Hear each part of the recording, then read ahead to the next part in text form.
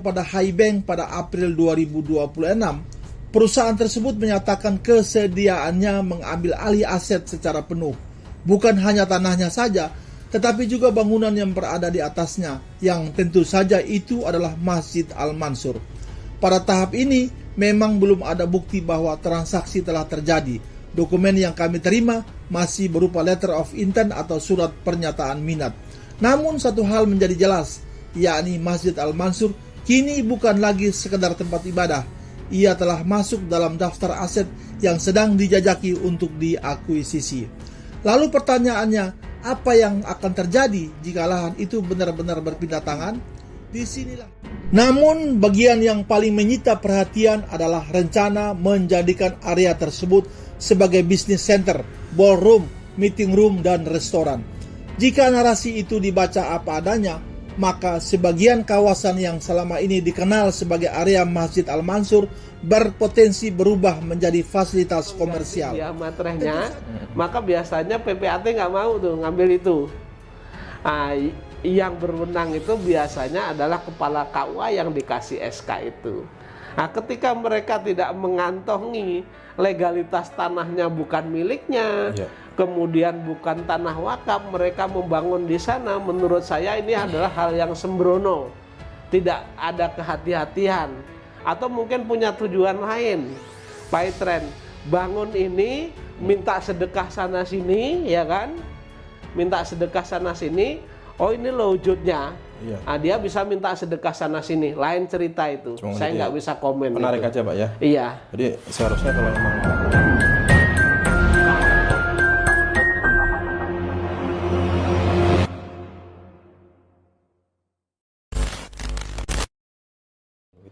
Oke, Pak Zaini, kali ini kita berlanjut ke masalah Pak Itren, Pak. Iya. Kemarin juga sempat kita bahas mengenai Masjid Al-Mansur ya, yang ternyata ini lahannya dilelang oleh pihak Highbank gitu ya. Dan kemarin baru saja diupdate oleh Pak Darso, ya ternyata ditemukan fakta kembali, ternyata sudah ada pihak perusahaan yang menyatakan minat pada lahan tersebut gitu ya.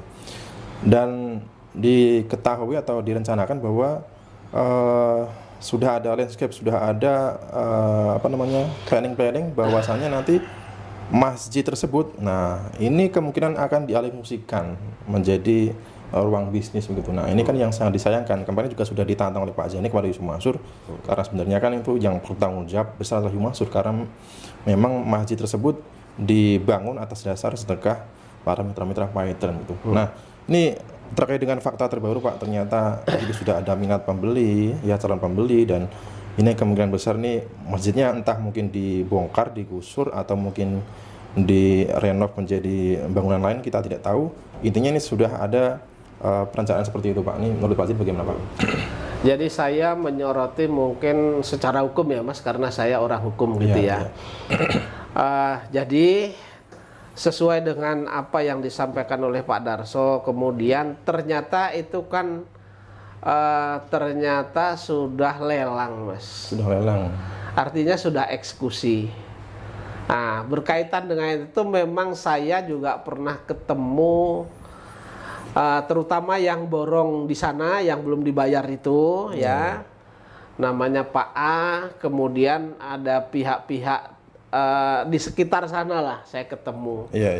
Ternyata itu tanah kan sebagai jaminan bank Mas. Artinya ada pihak pengembang kemudian menjaminkan kepada bank ya. Bank itu krediturnya, kemudian pengembang itu debiturnya. Ternyata debiturnya kan macet, gagal bayar Mas. Nah, ketika itu gagal bayar, tentu sesuai dengan ini sudah ada teguran dan seterusnya, dan mungkin tetap masih gagal bayar, maka itu dieksekusi.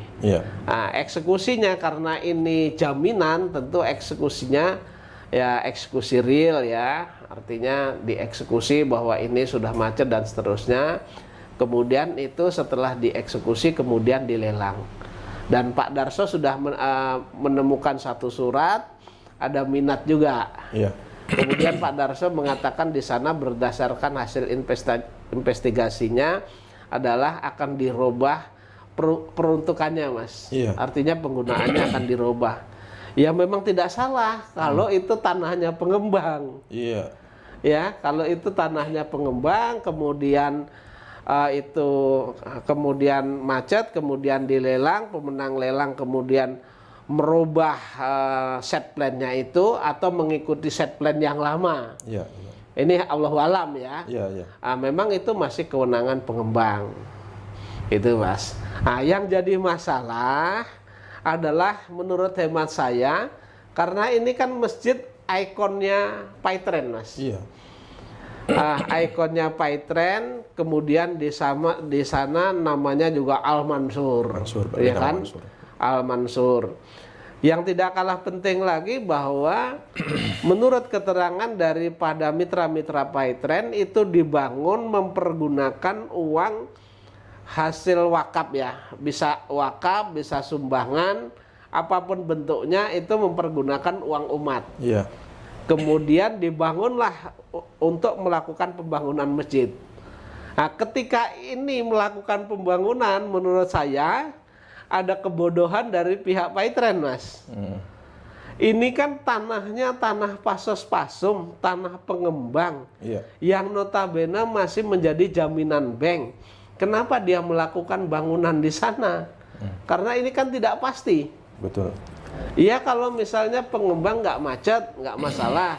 Yang harus diperhitungkan adalah ketika pengembang ini macet, gagal bayar, itu tentu akan dieksekusi kemudian dilelang seperti saat ini. Iya, iya, iya. Nah, ketika ini dilelang, terus kemudian nanti peruntukannya itu dirubah, bukan untuk ini lagi. Menurut hemat saya, sedekah atau wakaf atau sumbangan dari para umat ini kan yang mengharapkan pahala ya, pahala jariah ya. Iya. Kalau buat masjid itu kan pahala jariah.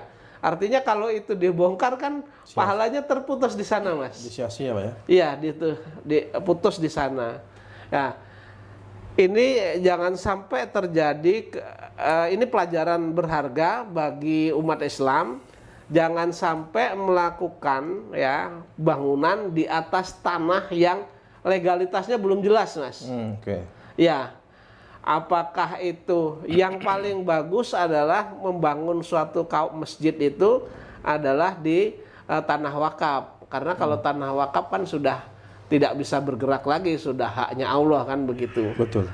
Atau misalnya suatu yayasan itu punya tanah sendiri, sehingga ketika terjadi apa-apa, maka yang masjid, kemudian bangunan madrasah kalau ada, itu tidak menjadi hak orang lain dan bisa dialihfungsikan. Iya.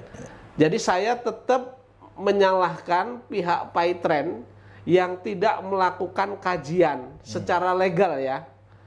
Karena kelihatan, Mas, kalau itu tanah wakaf itu, tanah wakaf itu ada namanya akte ikrar wakaf. Akte ikrar wakaf itu dibuat oleh KUA. Iya. Tapi ada juga PPAT yang sudah diberi SK untuk membuat akte ikrar wakaf.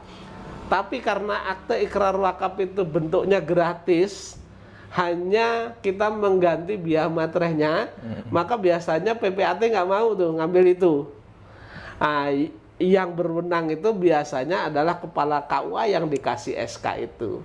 Nah, ketika mereka tidak mengantongi legalitas tanahnya bukan miliknya, kemudian bukan tanah wakaf, mereka membangun di sana, menurut saya ini adalah hal yang sembrono. Tidak ada kehati-hatian. Atau mungkin punya tujuan lain. Paitren bangun ini, minta sedekah sana sini, ya kan? Minta sedekah sana sini. Oh, ini loh wujudnya. Iya. Nah, dia bisa minta sedekah sana sini. Lain cerita itu. Saya nggak bisa komen. Menarik itu. aja, Pak ya. Sebuah Iya. dokumen Iya, baru seharusnya. yang sampai ke tangan kami membuka babak lanjutan yang tidak kalah mengejutkan. Dokumen tersebut menunjukkan adanya minat resmi dari sebuah perusahaan konsultan bisnis dan pemasaran yang beroperasi di bawah perusahaan yang berinisial PT GVB untuk mengambil alih lahan beserta bangunan yang berdiri di atasnya. Lokasinya adalah kawasan The Suites Metro, Jalan Soekarno-Hatta, Bandung, tempat Masjid Al Mansur berdiri selama ini. Dalam surat yang ditujukan kepada Hai Bank pada April 2026, perusahaan tersebut menyatakan kesediaannya mengambil alih aset secara penuh.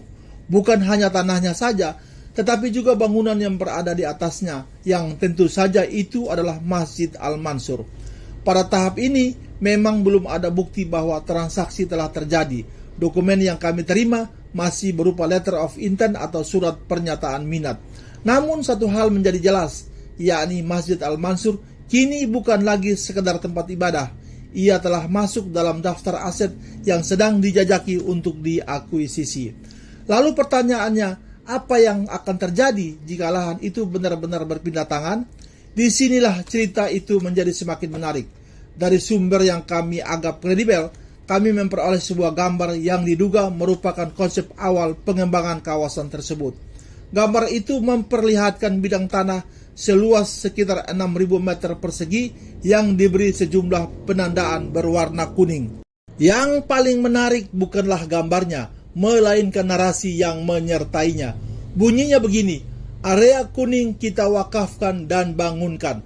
Gedung existing masjid kita ambil, kita hadapkan ke dalam area apart house, dijadikan business center, ballroom, meeting room, dan resto. Kalimat itu memunculkan banyak pertanyaan. Jika dibaca secara sederhana, terdapat skenario bahwa sebagian kecil lahan akan disiapkan sebagai area pengganti yang disebut wakaf. Namun, bagian masjid yang saat ini berdiri tampaknya tidak akan dipertahankan dalam bentuknya sekarang. Frasa gedung existing masjid kita ambil membuka berbagai kemungkinan. Dalam dunia pengembangan properti, istilah seperti itu bisa berarti bangunan dibongkar, dipindahkan, diintegrasikan ke proyek baru, atau bahkan dialihfungsikan. Lalu ada kalimat berikutnya, kita hadapkan ke dalam area apart house. Artinya, orientasi kawasan keagamaan yang baru nantinya tidak lagi menghadap ke jalan utama, melainkan ke dalam kompleks pengembangan properti. Namun, bagian yang paling menyita perhatian adalah rencana menjadikan area tersebut sebagai business center, ballroom, meeting room, dan restoran. Jika narasi itu dibaca apa adanya, maka sebagian kawasan yang selama ini dikenal sebagai area Masjid Al-Mansur berpotensi berubah menjadi fasilitas komersial. Tentu saja kami perlu menegaskan bahwa dokumen yang kami peroleh itu bisa saja masih berupa konsep awal, studi kelayakan, atau alternatif desain yang belum tentu direalisasikan. Sampai saat ini belum ada pernyataan resmi yang memastikan bahwa rencana tersebut akan dijalankan. Tetapi cerita belum berhenti di sana. Dalam dokumen lain yang kami terima berupa rekaman percakapan dengan pihak yang disebut memiliki keterkaitan dengan calon pembeli, muncul informasi yang berbeda. Di sana disebutkan bahwa Masjid Al-Mansur bukanlah aset wakaf, melainkan fasilitas umum yang tetap berada dalam penguasaan pengembang atau pemilik kawasan.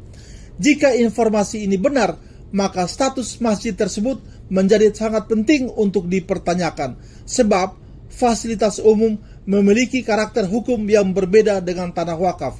Kepemilikannya dapat berpindah tangan bersama aset kawasan, dan fungsi penggunaannya pun berpotensi berubah di kemudian hari. Disinilah letak inti persoalannya. Masjid Al-Mansur yang selama bertahun-tahun dikenal publik sebagai salah satu simbol dari berbagai proyek yang pernah dikaitkan dengan Yusuf Mansur dan komunitas pengguna Paytren. Kini masjid itu justru berada di tengah proses yang membuat banyak orang bertanya, bagaimana bisa sebuah masjid yang dibangun dengan dukungan jamaah akhirnya menjadi bagian dari aset yang dilelang? Siapa yang seharusnya bertanggung jawab atas kondisi ini? Apakah para pendukung dan kontributor proyek di masa lalu pernah mendapatkan penjelasan yang memadai? Ataukah semua ini hanyalah konsekuensi bisnis yang tak terhindarkan dari persoalan yang terjadi di belakang layar? Sampai hari ini, pertanyaan-pertanyaan tersebut masih menunggu jawabannya. Yang pasti, dokumen-dokumen yang kami peroleh menunjukkan satu fakta yang penting, bahwa masa depan Masjid Al-Mansur kini berada di persimpangan jalan. Akankah tetap menjadi pusat aktivitas keagamaan atau justru menjadi bagian dari kawasan komersial baru di Kota Bandung? Saudara-saudara, jangan kita tanyakan hal ini lagi kepada Yusuf Mansur, karena dia sudah lama mencuci tangannya dari tanggung jawab terhadap eksistensi Masjid Al Mansur ini. Wallahu a'lam bishawab.